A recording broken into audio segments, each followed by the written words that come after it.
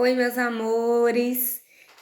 Nossa aulinha de ciências, né? Na aula passada, a tia Fran já concluiu todo o assunto, né?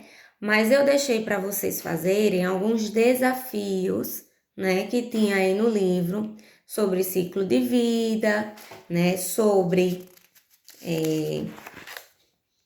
o tempo de desenvolvimento, né? Também. A gente deixou até um trabalho avaliativo, né? Que vocês vão entregar hoje, até hoje. A gente teve um joguinho rápido aí também, na página 28 sobre metamorfose. Tivemos uma do metamorfose dos anfíbios, né? E as fases da vida humana. A gente também estudou essas fases e agora a gente vai... e tem mais um desafio, né? A gente tá em um desafio na página 34. Então, vamos começar a falar sobre esses desafios para que vocês possam responder no próprio livro, tá? Para ficar completinho, tudo organizadinho. Façam a letrinha bonitinha, certo? Para que a gente tenha o livro todo organizado. A gente viu que todos os animais, né? Os seres vivos têm um ciclo de vida. A gente viu aqui dos animais, né? Estudamos. Está na aula passada, que eu já postei. E aí, vamos para o primeiro desafio. Em que situação os filhotes estão mais bem protegidos? Em ovos que são depositados em ambientes ou no interior da barriga da mãe? E aí, gente?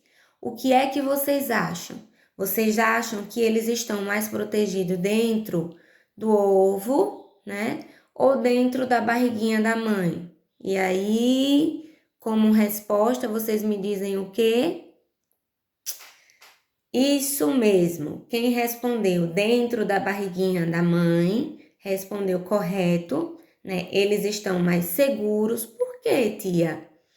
Porque os ovos, eles são frágeis, né?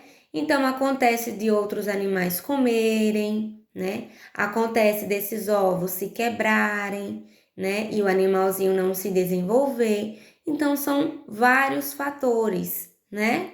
E dentro da barriguinha da mãe, eles estão mais protegidos, né? A pele, ela protege. A gente tem dentro a bolsinha amniótica, onde fica o animalzinho ou o ser humano, né? Que também protege, esse líquido que está dentro protege, né? Então, a gente tem uma gestação mais segura dentro da barriga da mãe. Esse foi o primeiro desafio, tá? Aí, a gente tem aqui um outro desafio, um joguinho rápido, na verdade, sobre duas imagens. A gente tá vendo aí a imagem de uma cadela grávida. Estamos vendo uma galinha que está chocando os ovos no ninho. Vocês vão me dizer qual desses animais nasce diretamente da barriga da fêmea, diretamente, tá? Olhem as palavrinhas-chave. Então, qual seria a cadelinha ou a galinha? E aí, quem respondeu? Vamos lá? Vamos pensar um pouquinho. Diretamente da barriga da mãe nasceram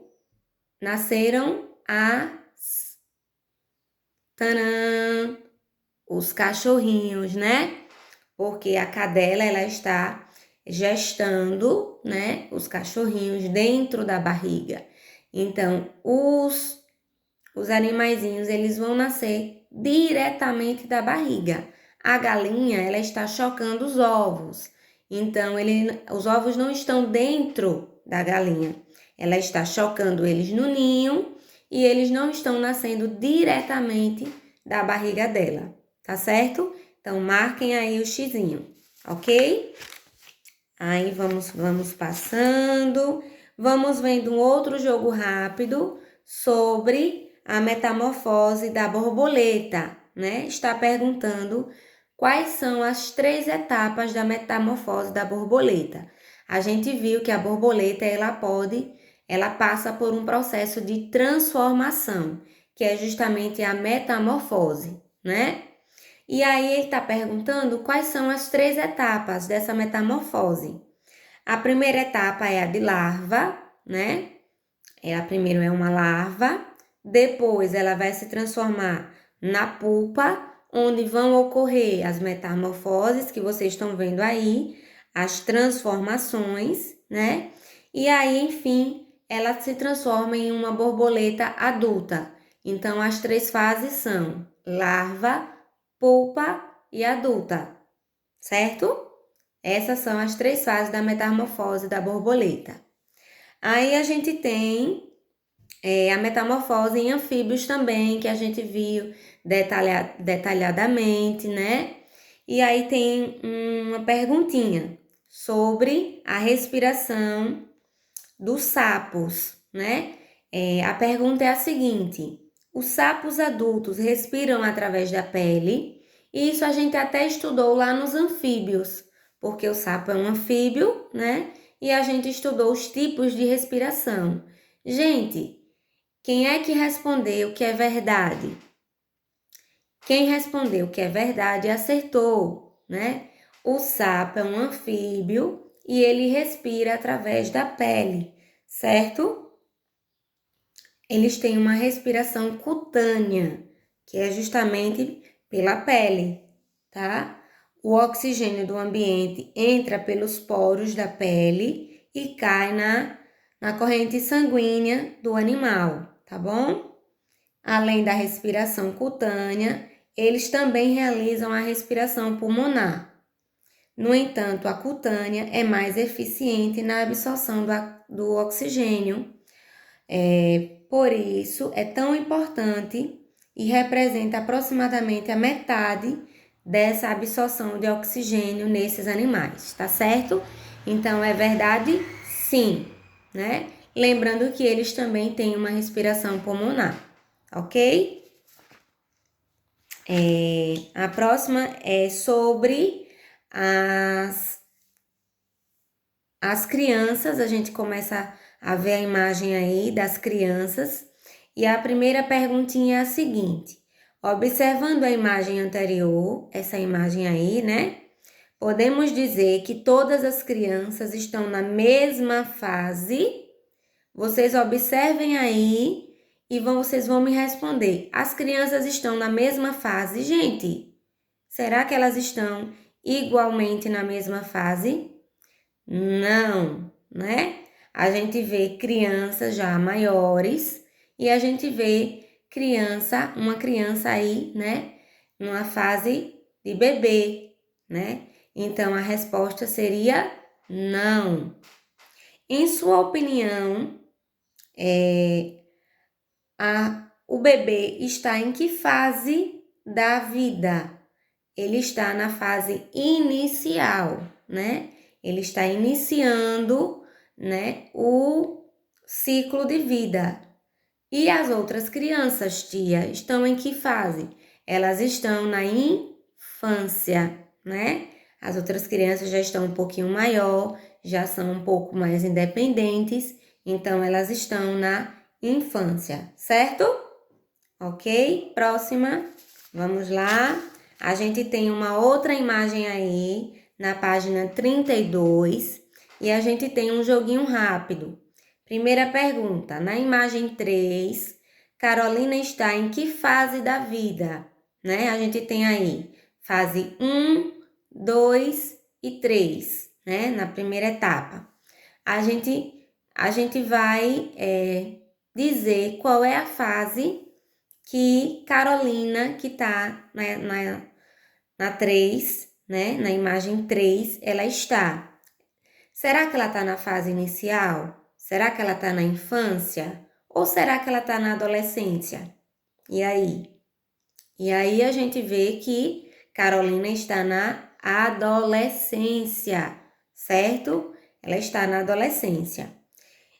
Na segunda questão, diz assim: em que fase da vida você está atualmente?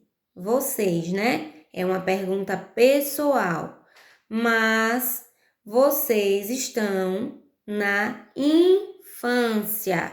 Vocês já passaram por essa fase inicial, né? que é a fase de bebê, e agora vocês já estão um pouco mais independentes, já realizam algumas atividades sozinhos. Então, vocês estão na infância, tá certo? Combinado? Entendido? Espero que vocês tenham entendido, tá? E aqui a gente tem um último desafio na página 34, que diz o seguinte: Mariana tem 26 anos de idade e é professora. Em que fase da vida de um ser humano Mariana se encontra? Gente, qual é a fase do ser humano, né, em que ele costuma trabalhar? Qual é a fase, né? Ela tem 26 anos. Qual é a fase que Mariana está? Pensem aí um pouquinho, respondam, né? Para a gente ver se vocês estão entendendo ou não. Quem respondeu que Mariana está na fase adulta, acertou. Ela tem 26 anos e ela já trabalha, né?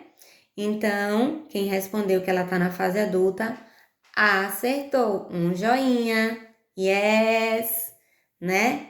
Então, assim, a gente encerra esse conteúdo de ciências. Eu vou pedir para vocês, em outras aulas, continuarem fazendo a leitura de conteúdo, né? Porque a gente já vai utilizar esse conteúdo na próxima avaliação. Então, eu quero que vocês leiam, releiam, entendam, certo?